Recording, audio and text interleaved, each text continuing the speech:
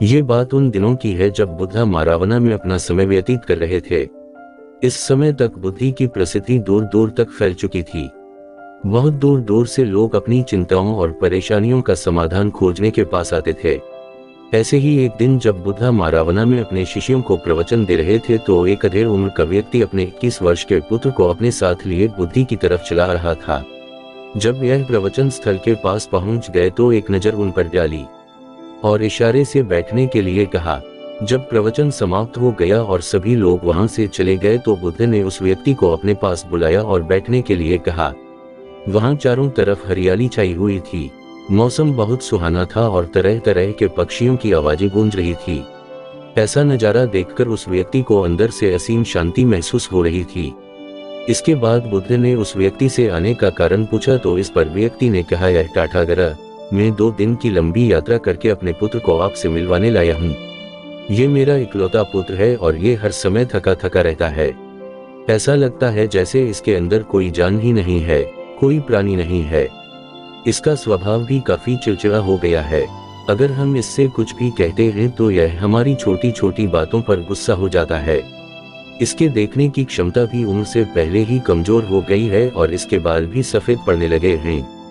इतनी कम उम्र में इतनी बड़ी उम्र का लगना मुझे तो कुछ समझ नहीं आ रहा। मैं अपने पुत्र के स्वास्थ्य को लेकर बहुत चिंतित हूँ।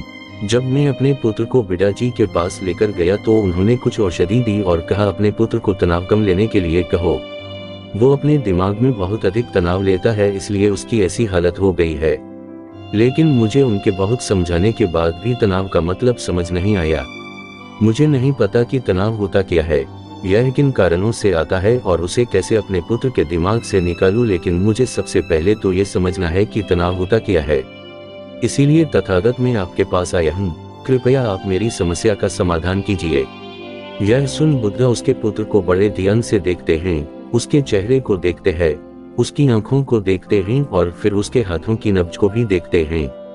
यह सारी विधि करने के पश्चात बुद्ध उस व्यक्ति से कहते हैं, तनाव लेना तो कोई नहीं चाहता, लेकिन फिर भी यह तनाव लोगों के दिमाग को दीमक की तरह पकड़ लेता है और व्यक्ति जान भी नहीं पाता कि वह तनाव में जी रहा है।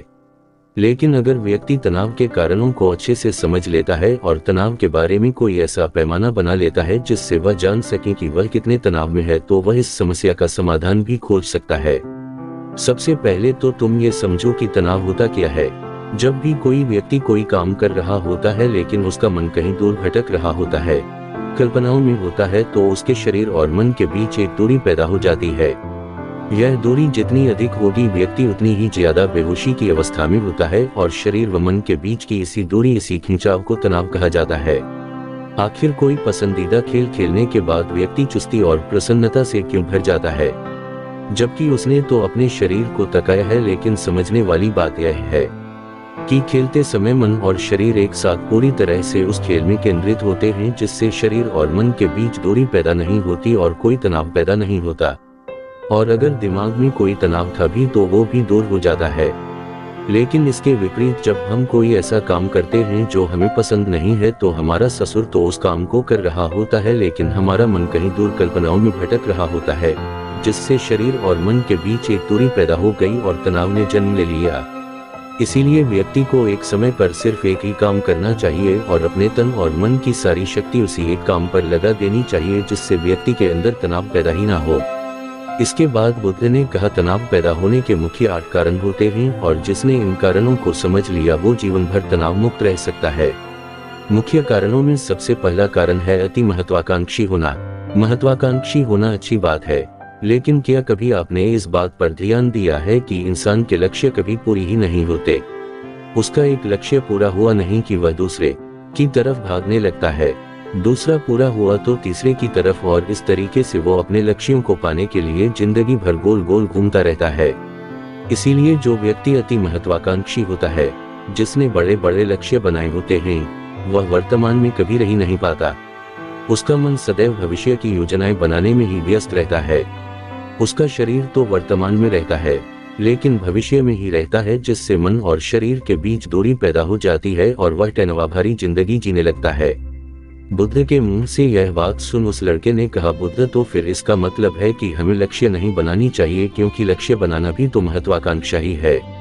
इस पर बुद्ध ने कहा, जीवन में लक्ष्य बनाना कोई गलत बात नहीं है, लेकिन समस्या तब उत्पन्न होती है जब वो अपना पूरा ध्यान उस लक्ष्य से मिलने वाले परिणाम पर ही लगा देते हैं और उसके परिणाम की चिंता करते रहते हैं। व्यक्ति को वर्तमान में जीना आना चाहिए।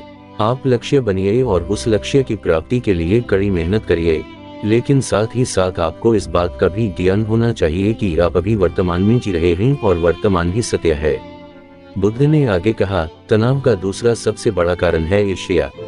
जब व्यक्ति ईर्ष्या और जलन से भर जाता है तो उसका मन अंदर से सड़ने लगता है। ईर्ष्या एक आंतरिक घाव है। आंतरिक घाव यानी मन का घाव व्यक्ति के शरीर का घाव तो भर सकता है, लेकिन मन का घाव कभी नहीं भर सकता। इसीलिए व्यक्ति को दूसरे की खुशी और तरक्की से कभी ईर्ष्या नहीं करनी चाहिए, क्योंकि तनाव का कारण है। इसके बाद बुद्ध ने तनाव का अगला कारण बताते हुए कहा कि अरुचिपूर्ण काम करने से भी मन में तनाव पैदा होता है। जो काम करना हमें पसंद ही नहीं है, जिस काम में हमारी रुचि ही नहीं है, उस काम में हमारा मन लग ही नहीं पाएगा। हमारा शरीर तो वही बैठा रहेगा, लेकिन हमारा मन कल्पनाओं की उड़ान भरेगा, जिससे शरीर और मन के बीच दूरी पैदा हो जाती है और व्यक्ति तनावग्रस्त हो जाता है। इसीलिए इंसान को हमेशा अपनी रुचि के अनुसार ही कार्य करनी चाहिए। अगर व्यक्ति ने ये पता कर लिया कि उसे कौन सा काम करना पसंद है और वो उसी काम को अपने जीवन का लक्ष्य बना लेता है, तो फिर वो काम उसके लिए काम नहीं बल्कि खेल बन जाता है। फिर बुद्ध ने कहा, तनाव का चौथा कारण होता है किसी दूसरे से अच्छा रखना। बुद्ध ने उस व्यक्ति की ओर इशारा करते हुए कहा, एक पिता होने के नाते तुम्हारी अपने पुत्र से बहुत सी अपेक्षाएं होंगी कि तुम्हारा पुत्र एक बहुत ही कामयाब इंसान बने, तुम्हारा नाम रोशन करे, जैसा तुम चाहते हो उस तरह का जीवन जिम, तुम्हारी हर बात मानी। लेकिन क्या आज तक कभी किसी की सारी अपेक्षाएं पूरी हुई है? जब भी कोई व्यक्ति किसी दूसरे से कोई अपेक्षा रखने लगता है तो वो अनजाने में अपने लिए तनाव पैदा करने लगता है। जरा सोचो कि अगर तुम्हारा बेटा तुम्हारे अनुसार काम नहीं कर रहा और वो नहीं बन पा रहा जो तुम उसे बनाना चाहते हो, तो निश्चित रूप से तुम्हारे दिमाग को तनाव पकड़ लेगा। तुम तनाव से भरा जीवन जीना शुरू कर दोगे और इस तनाव के बस में आकर तुम ऐसा व्यवहार करोगे, ऐसी बातें करोगे कि तुम्हारा अपने पुत्र के साथ संबंध और भी खराब होता चला जाएगा। इसीलिए व्यक्ति को जितना हो सके उतनी कम अपेक्षाएं दूसरों से रखनी चाहिए, और अगर पूरी तरह से तनाव मुक्त रहना है तो दूसरों से अपेक्षा रखना ही बंद कर दो। इसके बाद बुद्ध ने कहा कि शारीरिक कष्ट भी इंसान के तनाव का एक कारण होता है। जब व्यक्ति किसी शारीरिक पीड़ा से गुजर रहा होता है तो उसका पूरा ध्यान बस अपने उस शारीरिक दर्द पर होता है और वो पूरे दिन बस उसी के बारे में सोचता रहता है, जिससे उसका मन दुख के विचारों से भर जाता है और ऐसी स्थिति में व्यक्ति तनावग्रस्त रहने लगता है। यह सुन उस व्यक्ति ने कहा कि हे बुद्ध, शारीरिक दुख तो किसी भी व्यक्ति को हो सकता है, तो फिर क्या हुआ? व्यक्ति जीवन भर तनाव में ही जिएगा? इसका जवाब देते हुए बुद्ध ने कहा कि इंसान को ये बात समझनी चाहिए कि हमारा जीवन दुखों का आधार है। जैसे जैसे हमारा जीवन आगे बढ़ता है, इसमें दुख आते हैं, बीमारियां आती है और फिर अंत में मृत्यु भी आती है, तो बीमारियां इंसान के जीवन का अभिन्न अंग है। कोई इनसे बच नहीं सकता। बस किसी किसी के जीवन में ये समय से पहले आ जाती है तो किसी के बाद में पड़ाती सबको है। जब इंसान का मन इस बात को अच्छे से समझ लेगा तो फिर वह अपनी बीमारी के बारे में सोचकर ज्यादा तनाव नहीं लेगा, क्योंकि यह हमारे जीवन का अभिन्न हिस्सा है और इसके लिए व्यक्ति को शारीरिक रूप से भी अभ्यास करते रहना चाहिए। अपने जीवन में व्यायाम और स्वस्थ जीवन शैली को भी जगह देनी चाहिए, ताकि उसका शरीर लंबे समय तक निरोगी रहकर सही से काम कर सके। तनाव का अगला कारण होता है अपनी योजनाओं को समझने के लिए समय न देना। कुछ लोगों के दिमाग में कोई विचार आया नहीं है कि वो बिना सोचे समझे उस पर काम करना शुरू कर देते हैं, और जब उस काम में उन्हें सफलता मिलती है तो वह तनाव से भर जाते हैं, क्योंकि उन्होंने उस काम को शुरू करने से पहले उसके बारे में पूरी जानकारी इकट्ठा नहीं की थी। इंसान को कोई भी काम शुरू करने से पहले उसके अच्छे और बुरे परिणामों के बारे में ठीक से सोच विचार कर लेना चाहिए। इंसान को इस बारे में भी सोच लेना चाहिए कि अगर ये योजना सफल नहीं हुई तो फिर इसके बाद में क्या करूंगा। इसलिए व्यक्ति को अपनी योजनाओं को ठीक से समझने के लिए पूरा समय देना चाहिए, ताकि बाद में उस योजना की वजह से तनाव पैदा न हो। तनाव का सातवां सबसे बड़ा कारण होता है टालमटोल करना, आज के काम को कल पर टालना। आप लोगों ने ये कहावत तो सुनी होगी कि आलसी इंसान के शरीर का सबसे बड़ा शत्रु है। इंसान आलस्य की वजह से आज के काम को कल के लिए टाल देता है और फिर काम को टालना उसकी आदत बन जाती है। काम को कल पर टालने वाले व्यक्ति का काम कभी भी समय पर पूरा नहीं हो पाता, और अगर किसी तरह से पूरा हो भी जाता है तो वह उतना अच्छा नहीं हो पाता जितना अच्छा उसे किया जा सकता था, और फिर यह बात व्यक्ति के अंदर तनाव पैदा करती है। लेकिन काम को टालना या काम को एकदम अंत समय पर करना एक आदत है, इसीलिए व्यक्ति ना चाहते हुए भी बार बार अपनी इस आदत का शिकार बन जाता है और काम को टालता रहता है, और फिर जब काम की समय सीमा पास आ जाती है तो वह तनाव से भरकर काम को पूरा करने का प्रयास करता है।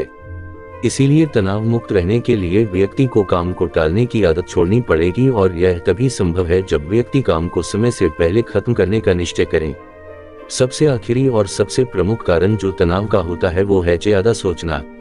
लगातार सोचते रहना भी एक बीमारी है, और यह उस व्यक्ति में सबसे ज्यादा पाई जाती है जो कपोल कल्पनाएं करता है, जो अतीत की घटनाओं और भविष्य की बातों के बारे में सोचता रहता है, जो बेवजह के अनुमान लगाता रहता है। इसीलिए व्यक्ति को ज्यादा सोचने की आदत पर लगाम लगाना चाहिए। इसके लिए जितना हो सके खुद को काम में व्यस्त रखना चाहिए, और हर दिन ध्यान का अभ्यास करने को अपने जीवन का हिस्सा बना लेना चाहिए। बुद्ध के मुंह से यह सारी बातें सुनकर उस व्यक्ति ने हाथ जोड़कर कहा, बुद्ध मेरा पुत्र तो अभी मात्र 20 वर्ष का ही है और इसमें अभी इतनी समझ भी नहीं है। अगर तुम इतनी सारी बातों का पालन नहीं कर सकते तो इसके लिए एक बहुत ही आसान विधि है। तुम एक बार में एक काम को करने पर ध्यान लगाओ। भी काम कर रहे हो उस समय पर सिर्फ उसी काम को करो, सिर्फ उस पर ही अपना पूरा ध्यान लगाओ, और अगर तुम्हारा मन इधर उधर भटक जाता है तो जैसे ही तुम्हें याद आए उसे वापस फिर उसी काम में लगा दो। ये सबसे आसान और अच्छा तरीका है तनाव मुक्त रहने का। जब तुम भोजन करो तो उस समय सिर्फ भोजन ही करो, उसके पूरे स्वाद का आनंद लो, उसी अनुभव करो। जब चलो तो अपना पूरा ध्यान सिर्फ चलने लगा दो।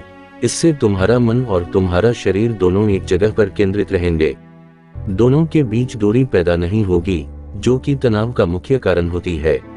दोस्तों, आज की युवा पीढ़ी एक ही समय पर 2-2, 3-3 काम करने के आदी हो चुकी है, जैसे फोन पर बात करते हुए गाड़ी चलाना, खाना खाते हुए टीवी देखना, ये फोन चलाना, और फिर इनकी शिकायत रहती है कि मैं तनाव में जी रहा हूँ, मेरा मन शांत रहता है, मैं चिड़चिड़ा सा हो गया हूँ। जब कोई व्यक्ति एक ही समय पर 3-3 काम करेगा तो तनाव पैदा होना तो स्वाभाविक है, क्योंकि दिमाग तो एक समय पर पूरा ध्यान लगाकर सिर्फ एक ही काम कर सकता है। पूर्ण रूप से एक ही समय पर 2 कामों पर ध्यान कभी नहीं लग सकता।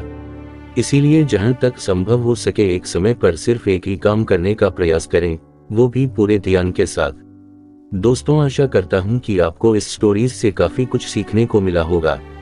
धन्यवाद।